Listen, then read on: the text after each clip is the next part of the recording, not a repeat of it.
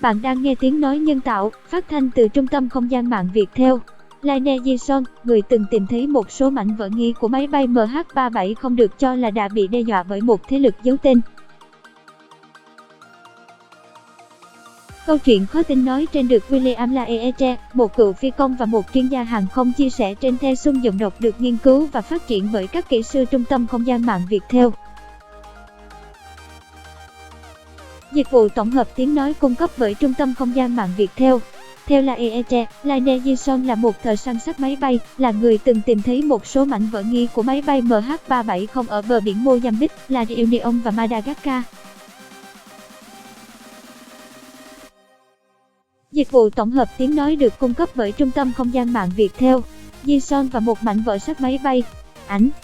Mảnh vỡ đầu tiên được Yison tìm thấy hồi tháng 2 năm 2016 ở Mozambique là miếng kim loại hình tam giác thường gắn trên cánh máy bay, có in dòng chữ không dẫm lên. Bạn đang nghe tiếng nói nhân tạo, phát thanh từ Trung tâm Không gian mạng Viettel. Không lâu sau khi phát hiện mảnh vỡ khả nghi, Yison bắt đầu nhận được tin nhắn đe dọa. Kể từ đó đến nay, Yison đã tìm thấy ít nhất 16 mảnh vỡ các loại được cho là của MH370. Giọng đọc được nghiên cứu và phát triển bởi các kỹ sư Trung tâm Không gian mạng Viettel. Mảnh vỡ máy bay dạt vào bờ đảo La Reunion. Ảnh. Mảnh vỡ máy bay trôi trên biển ngoài khơi đảo La Reunion. Tiếng nói từ Trung tâm Không gian mạng Viettel. Cảm ơn bạn đã sử dụng giọng đọc nhân tạo của Trung tâm Không gian mạng Viettel. Ảnh. Laeche cho biết ông đã gặp Yison ở Kuala Lumpur, Malaysia, nơi mà Yison đang ẩn náu vì sợ bị theo dõi. Giọng đọc thuộc bản quyền Trung tâm Không gian mạng Viettel. Yison thường xuyên đổi SIM. Anh ấy tin rằng đôi khi anh ấy bị theo dõi và chụp ảnh. Bản quyền thuộc về Tập đoàn Công nghiệp Viễn thông Quân đội Viettel.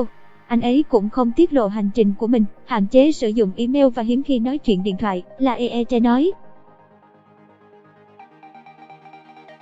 Một tin nhắn mà anh ấy từng nhận được có nội dung là: hãy ngừng tìm kiếm các mảnh vỡ, hoặc anh sẽ phải rời Madagascar bằng quan tài. Bản quyền của Trung tâm Không gian mạng Viettel. Dịch vụ tổng hợp tiếng nói cung cấp bởi Trung tâm Không gian mạng Viettel. Một tin nhắn khác cảnh báo rằng anh ta sẽ chết vì ngộ độc polonium.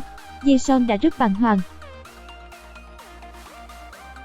The Sun cho biết những người theo thuyết âm mưu hoàn toàn tin rằng Yison có lý do để sợ hãi. Giọng đọc cung cấp bởi Tập đoàn Công nghiệp Viễn thông Quân đội Viettel.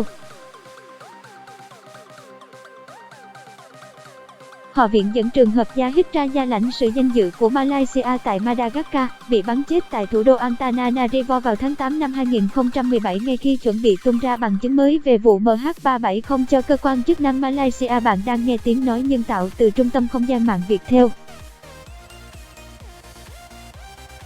Yison cho biết đã lên kế hoạch dự kiến về những mảnh vỡ nghi của MH370 cho đến khi những mảnh vỡ này được đưa đi khỏi đảo một cách an toàn. Bạn đang nghe tiếng nói nhân tạo, phát thanh từ Trung tâm Không gian mạng Viettel.